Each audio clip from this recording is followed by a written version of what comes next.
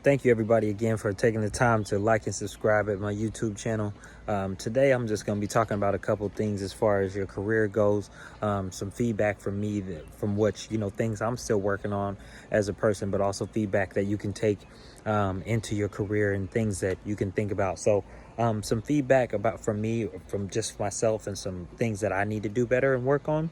And when we think about things that we need to do better on, it's not a bad thing to take constructive criticism, take feedback. If you're saying that in an interview that you not only take feedback, but you're looking to apply that feedback to grow, then that person who's looking to either hire you or have you be a part of the team will actually look for you to be able to be that person who's going to be looking for feedback, but also they'll know you're always looking to grow, which will really give you the best results when you're trying to get and reach your goals. So when we think about goals and setting things up, as far as some things that I mentioned about I don't do well as far as when it comes to work, or things I wouldn't say I wouldn't do well, but things I need to work on. So for me, I over communicate sometimes to my employees, where I might share too much information and over information dump, and it might not be concise and clear on what the actionable thing that they need to do, because it might seem like there might be three things instead of the one thing to focus on to get better at. So for me, in the last 3 years being a sales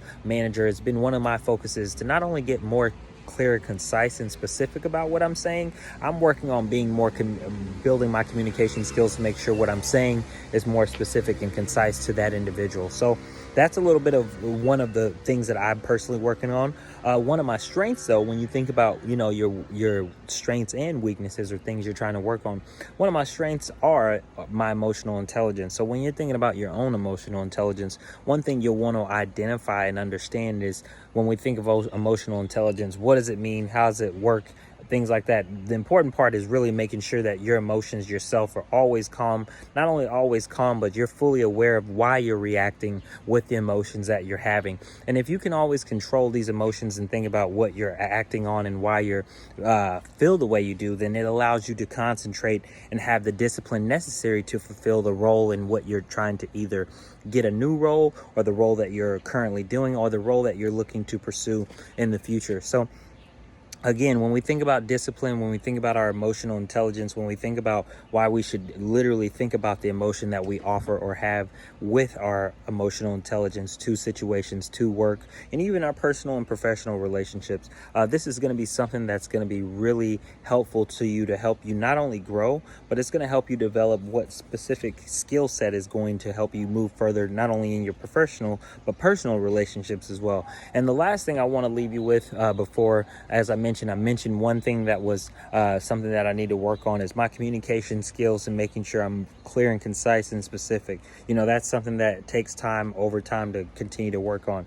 But the good quality, one thing that I do well, is emotional intelligence. I make sure to be aware of how other people feel before I just speak or react, and don't allow my own emotions of a biased opinion to counter react to what would need to be a rational decision when making choices. And the last thing, as I mentioned before, really just finding a way to have fun. A lot of the things that are going on in the world are crazy. A lot of the things in the world are hard, but at the same time, at the end of the day, as long as you living and you breathing and you doing more than what you did the day before, and the week that you had last week, and the month you had before, you know what, you're doing better than other people are. And not only better than other people, you're doing better than what you once had. And as long as you stay in the mind frame of having more than what you once had, and not being afraid to admit when you're wrong and take that feedback, remove your pride and ego. And once you do those things, you can really live a more fulfilled life and live a more prosperous opportunities that come with that life when you remove your pride and ego. So that's all I got for you guys today. Again, thank you so much for watching my YouTube channel. Like and share with your family and friends. Remember, nobody can stop you from being who you need to be for yourself but you. Your choices and your actions determine how and what you get out of life. And don't let anybody determine what those choices and actions should be. Your conscious controls your subconscious, that controls your actions. So remember, control your emotions to control your actions, to control your subconscious, to control your conscious. And once you have all four of those things intact, you can literally do anything. Share with family and friends. Please like and subscribe. Like I said, this is all for motivation. This is all to help in any way that I can, to help other people develop in ways that I've been able to develop over the years myself.